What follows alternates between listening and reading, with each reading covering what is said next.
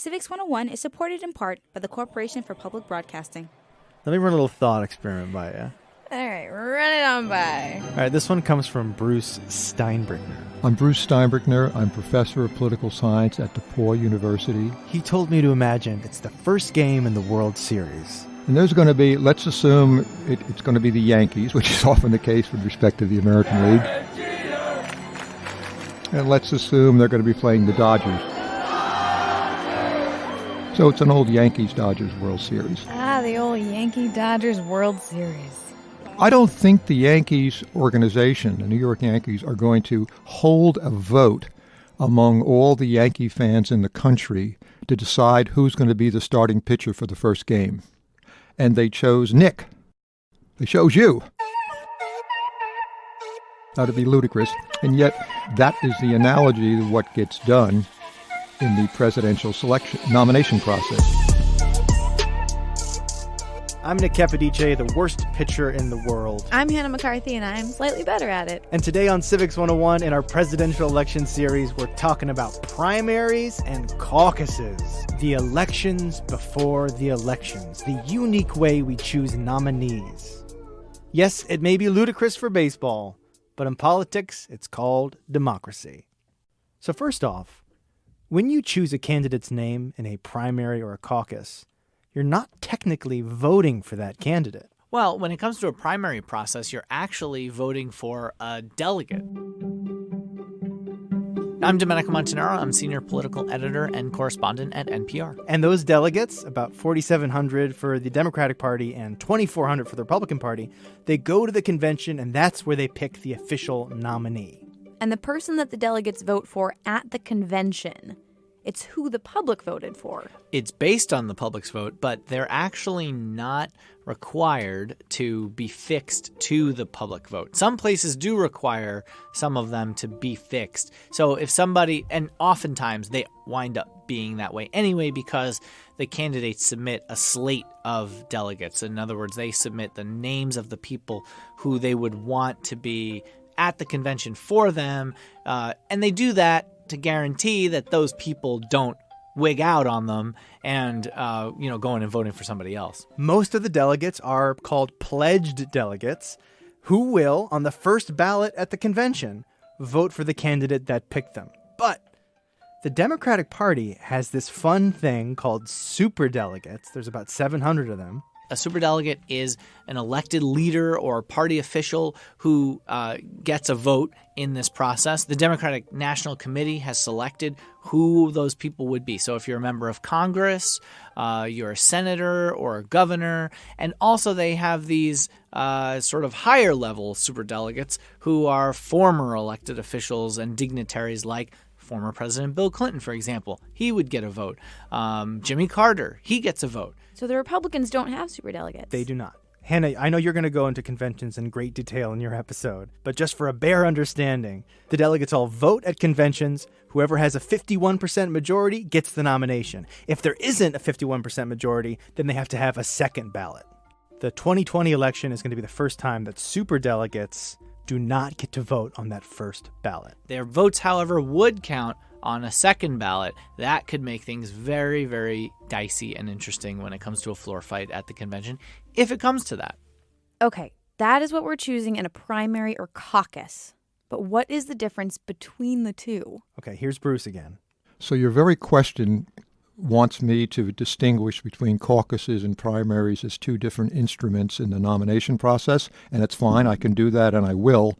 But the bigger point is, by world standards, either caucuses, such as which occur in Nevada or Iowa, or primaries, which occur in New Hampshire and California and New York, either of those is simply a remarkable political phenomenon. And he did explain the difference, but he wanted to make something very clear to me at first. Right. But don't ignore, my friend, how unique either is.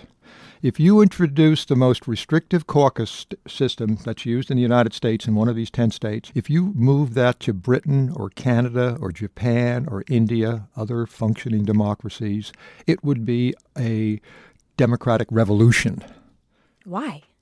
Because nobody else does it this way.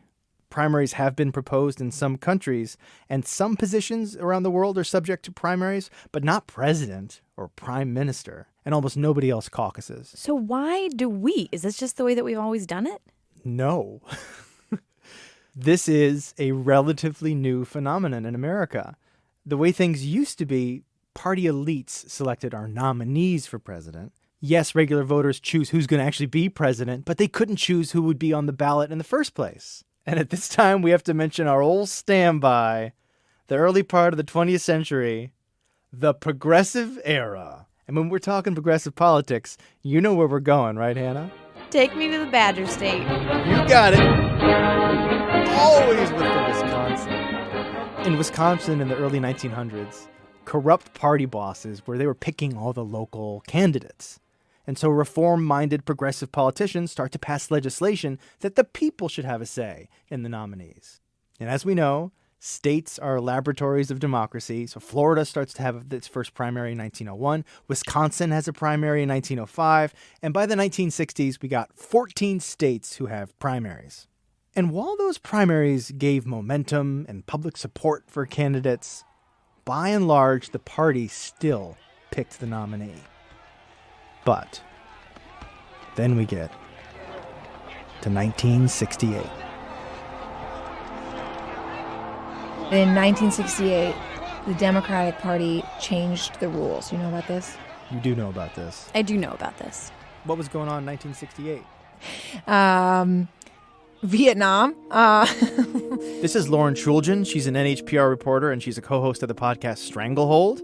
Democrats had nominated somebody who didn't perform as well in the primaries. That somebody who won the Democratic nomination was Hubert Humphrey, by the way. Humphrey did not win a single primary. He got 2% of the national primary vote. He had just focused his campaign on states that didn't have primaries, and he won the nomination. And of course, there were a lot of things. Robert Kennedy got killed during this time. There's a lot going on. Basically, what happened was after the 68 convention, Democrats were like, party bosses have run this game for a long time.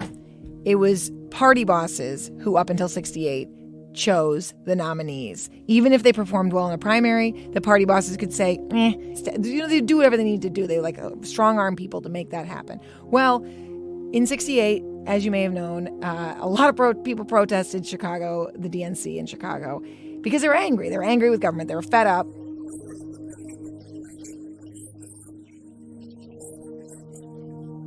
And protests were happening outside of the convention, but there was chaos inside. There was fighting amongst delegates. Dan Rather got punched in the stomach.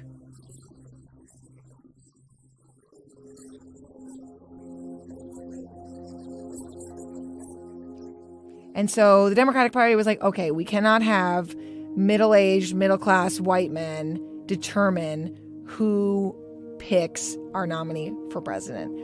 The real people out there need to have more of a say. So that switch was huge. And then the Republicans end up going along with this rule change as well, I should say. And that is why we have people like Jimmy Carter. The 1976 Democratic nominee for President of the United States. Who had no clout, no connections to party bosses, was hardly known by anybody. He was just the governor of Georgia at this time. He was involved a little bit in national politics, but not a lot. And Carter goes on to campaign like crazy in Iowa and New Hampshire. He sweeps them both in 1976 and becomes president. We went out early and not many people cared who I was. And he had to shake hands with everybody. I remember at Portsmouth Shipyard in New Hampshire. Everybody that came by had to explain who I was and what I was running for and why I was there. But they were good to me. All right, so primaries and caucuses have been around for a while, but they didn't really mean much until recently. Yeah. And now, the difference. Here's Bruce Stinebrickner again. Caucuses. Caucuses are different from primaries in that primaries are state government-run elections. The state government of New Hampshire runs the New Hampshire primary. The state government of California runs the California primary. Caucuses, Iowa, Nevada, those caucuses are run by the party organizations of the states. So they are not official government elections. We have a primary here in New Hampshire. We do. We have a very special one, which we're going to get to. But how many states do primaries versus caucuses? Not only are the rules and methods different in every state, there's no federal law about primaries and caucuses. The rules can change every election. In 2016, 14% of pledged delegates came from caucuses, but in 2020, it's going to be around 5%. Why are states dropping caucusing? Because caucuses, frankly, take a lot more work than a primary, for the party and for the voters. We're now down to only 6 states who do caucuses. You just simply must look up how your state runs its primary or caucus. Some states only let you vote in the caucus if you're registered as being affiliated with the party. Some states don't. Some states have same-day registration. Some states take you off the rolls if you haven't voted in a certain amount of years. You just gotta look it up. I think I got it. Caucuses are run by parties in a state. Primaries by the state government. They both choose delegates for the convention, and every state is different. You got it. But what actually happens in a caucus? Ooh, okay. For this one, let's go to the first nomination contest in the country. Allow the Biden people, if you choose to, more time to find one more person. If the caucus says yes, then we allow more time. If the caucus... Something I didn't really anticipate or fully understand until I came up here was how fraught the process can be for some people. Like, some Iowans really just don't like having to be yelled at when they're trying to vote. This is Kate Payne. She works for Iowa Public Radio, and she's the co-host of the podcast Caucus Land. A caucus is not filling out a bubble in a voting booth. A caucus is held in a school or a library or a meeting hall all across the state, and they take hours.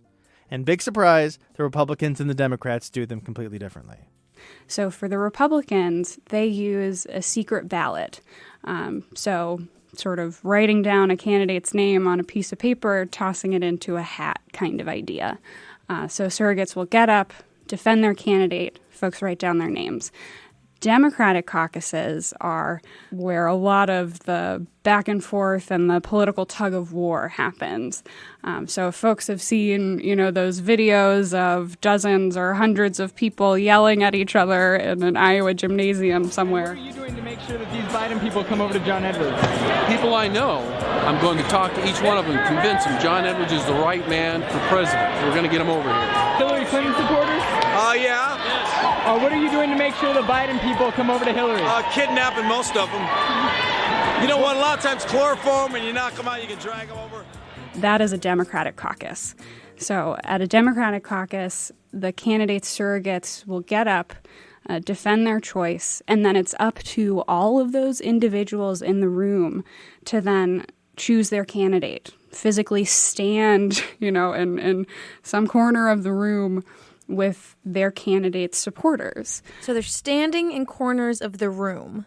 But how do they winnow down the field? So each candidate has to get at least 15% of all of the folks in the room. If they don't, then those supporters have to realign. They have to choose a different candidate. And Kate told me that is the beauty and the horror of the Democratic caucus. You're not hiding behind a secret ballot.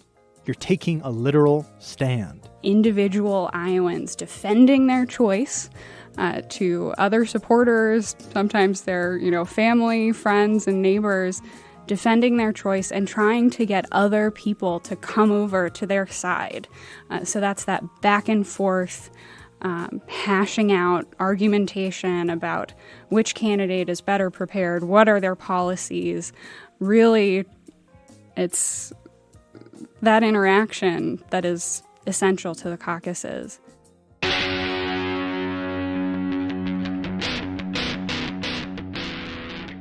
then, 8 days later, we drive into our own home state for the New Hampshire primary, which according to the state law of New Hampshire is, quote, the first contest of its kind, end quote.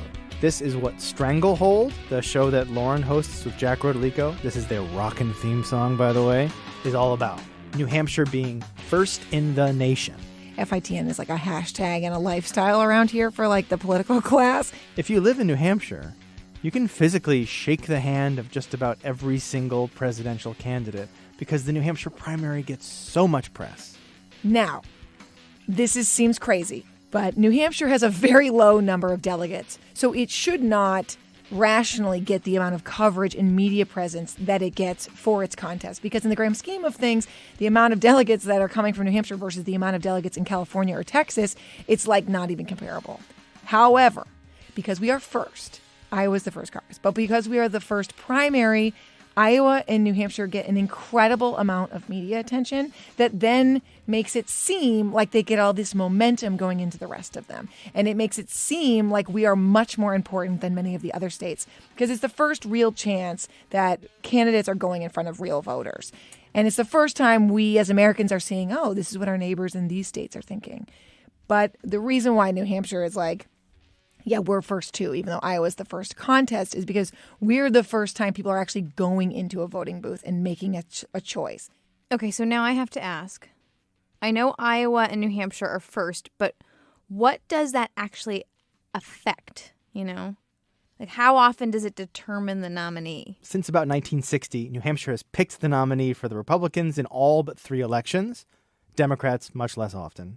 But Lauren told me that a win in New Hampshire or in Iowa can be a fast track to the White House. And she gave me the example of Bernie Sanders in 2016, who won in New Hampshire.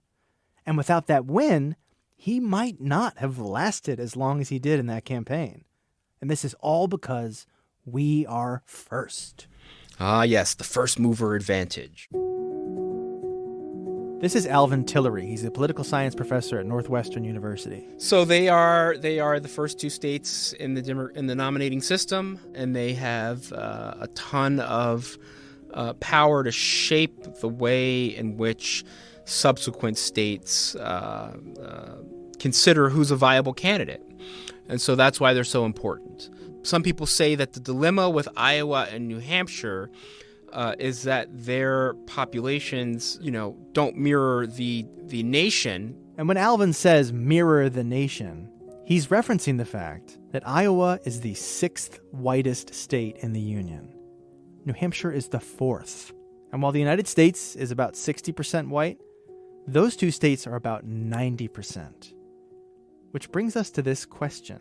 If you lose in Iowa and New Hampshire, I don't know, for racial or gender reasons, will the national media proclaim you a loser before you get to a place like South Carolina or California, where you're much more likely to find support?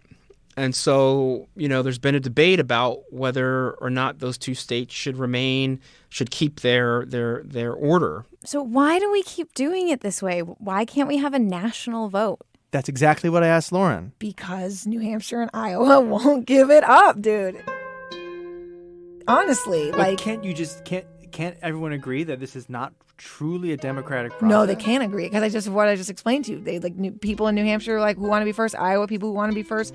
They don't want that. You know why they don't want that? For the most part, is because a lot of people believe that a nationalized primary then just becomes a TV primary. Then you don't have to, as a candidate, go and face voters, one-on-one and be like, what's your question about? Like, what's your big issue? Like, oh, it's healthcare? Let me give you my plan. Oh, you want Medicare for all? Well, here's why I do or don't believe in that. Or like, you don't like Obamacare? Well, neither do I. Like those, they're not, this is per the argument of these people who believe that a national primary would be bad. Their argument is like, then it's not real. Then the real people don't really have as much power because then this campaign is going to be held in, airports where they're like, I'm here in Nevada, but I'm not really. I'm just like stepping off an airplane and I'm going to fly somewhere else. Or its campaign is done in commercials, and then it becomes a cost thing. And then, somebody who can't raise a lot of money doesn't even have a shot because they can't pay for the major ad markets in California or whatever. I can't forget Bruce's insistence that this is the most small d democratic nominating process in the world. But it seems like New Hampshire and Iowa just have a lot of power. Has anyone floated potential alternatives to this? A few things have been floated. Like everybody has the primary on the same day, but also maybe doing a rotating first in the nation primary. So like every 4 years, there's a different set of states that goes first. And while that doesn't have a ton of momentum to change right now, there are some things changing about how we do primaries and caucuses. We can just opt to not do them at all. That's President Trump discussing his Republican challengers for president just moments ago. Several states are canceling their GOP primary elections, and Kansas is one of them. And while the president says he had nothing to do with that, as of this moment, 4 states have canceled their GOP primaries. There's probably more to come. All those delegates will automatically be pledged to Donald Trump. And this isn't unprecedented. In 2012, the DNC canceled 12 primaries during Barack Obama's reelection. But one difference is that in 2012, there weren't any serious, significant challengers to Obama. And Domenico Montanarro said that this year there are. And that's a big reason why they're canceling primaries. They don't want to embarrass President Trump if there winds up being a significant chunk of the vote that goes to somebody else, like a Mark Sanford, the former governor of South Carolina. They don't want to have that kind of embarrassment, that media storyline, and eventually, potentially, hurt the president's chances of re-election.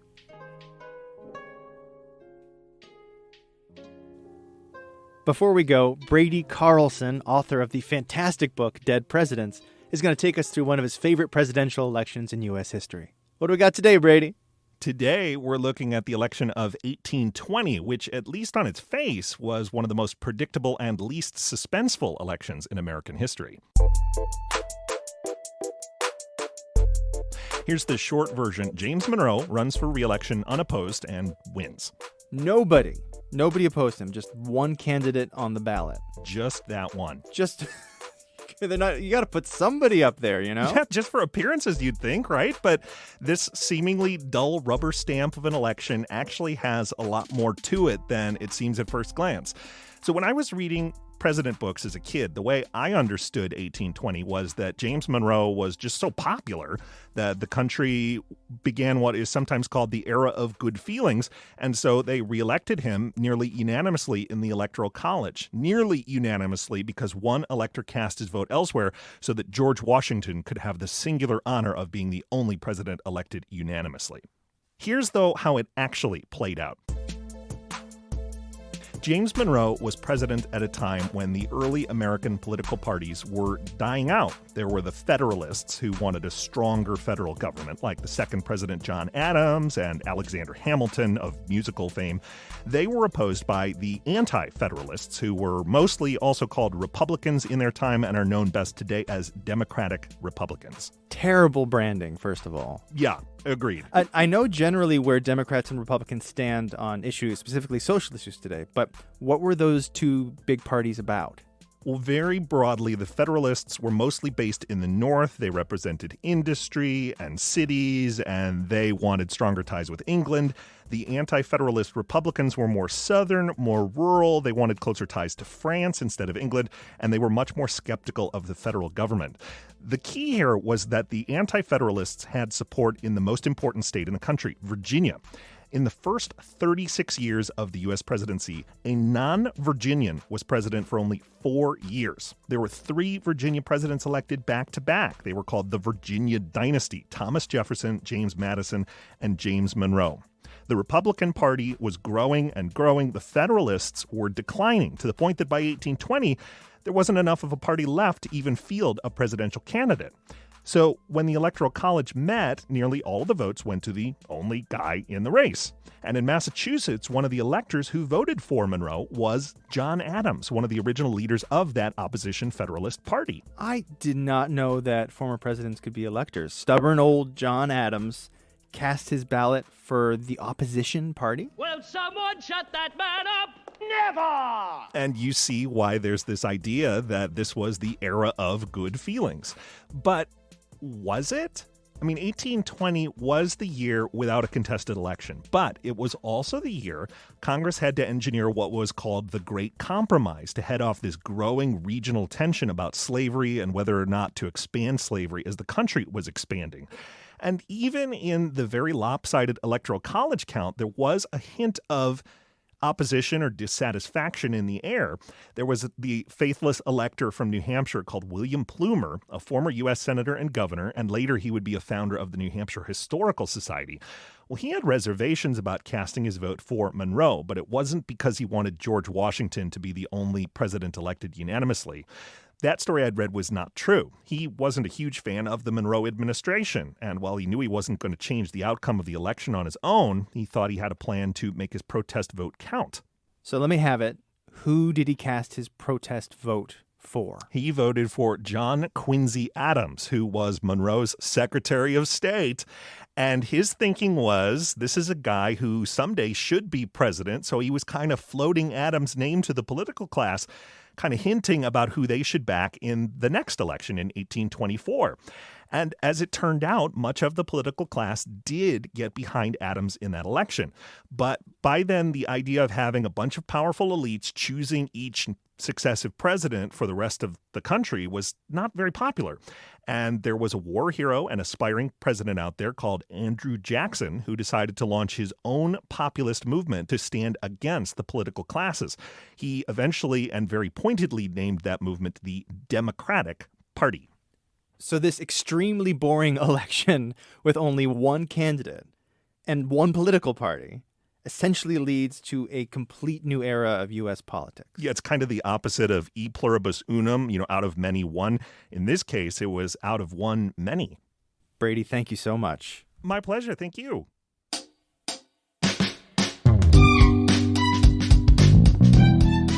That's Brady Carlson, author, host of All Things Considered on Wisconsin Public Radio. That'll just about do it for today. We'll keep coming out every 2 weeks as long as you keep listening. Today's episode was produced by me, Nick Capodice, with you, Hannah McCarthy. Thanks, Hannah. Oh, you're welcome, Nick. Our staff includes Ben Henry and Jackie Fulton. Erica Janik is our executive producer. And reminder that it's pronounced Nevada, not Nevada. Maureen McMurray has no delegates, but she gets a lot of media attention. Music in this episode by Blue Dot Sessions, Chris Zabriskie, Audio Hertz, Maiden, Lee Rosevier, The Grand Affair, and Junior 85. And we say it once, but we'll say it again. If you're a teacher and you ever want to use any of our shows in your classroom, drop us a line. Visit us at civics101podcast.org/info for various and sundry supports. Civics 101 is made possible in part by the Corporation for Public Broadcasting and is a production of NHPR.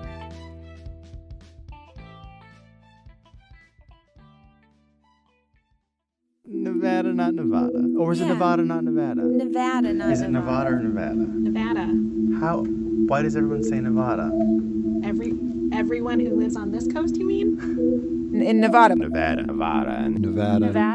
It's not Nevada. It's not Nevada. It's Nevada. That's what she says.